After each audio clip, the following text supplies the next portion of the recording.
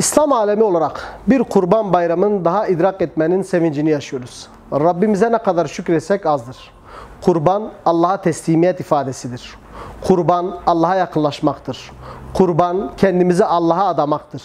Bayramlar Yüce Rabbimizin sayısız lütuf ve ikramını içinde barındıran müstesna günlerdir. Bayram vesilesiyle aile efradımızla birlikte ve Allahu Teala ile olan bağımızı güçlendirme ve kardeşlerimizle yakınlaşma hususunda ciddi bir çaba göstermeliyiz. Kurban bayramını fırsat bilip Rabbimize daha fazla yakınlaşmalıyız.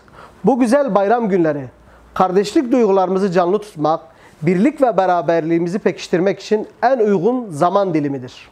Kurban bayramını fırsat bilip kardeşliğimizi ve birliğimizi devamı için bu sevinçli günleri iyi değerlendirelim. Kurbanlarımız ve bayramlarımız mümin kalpler arasında ülfet ve muhabbet gerçekleştirmelidir. İslam alemi olarak asla parçalanmışlığa, tefrikaya, fitneye ve ayrılığa izin vermemeliyiz.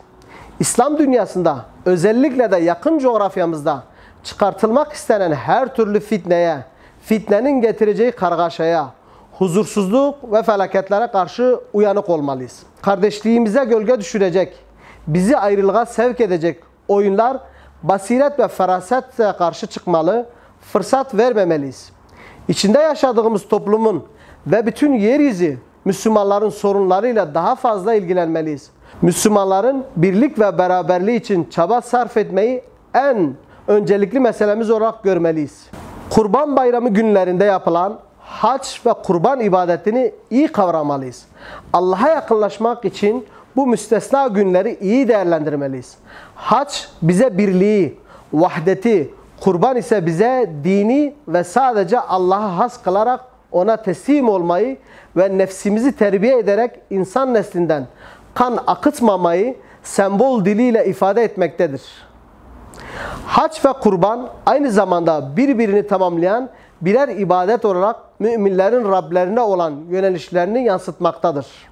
Bayram vesilesiyle darda ve zorda kalan Müslüman kardeşlerimiz dünyamızın muhtelif yerlerinde büyük acı ve ıstırap yaşayan, zulme uğrayan, mazlum ve mağdur kardeşlerimizi asla unutmamalıyız. Ülkemizde ekonomik sıkıntılar nedeniyle zor günlerden geçtiğimiz bu günlerde birbirimize daha fazla sahip çıkmalıyız.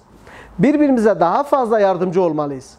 Bayram günlerini yardımlaşma ve dayanışma günlerine dönüştürmeliyiz. Çünkü gerek maddi, gerek manevi olarak insanlık çok zor bir dönemde geçiyor.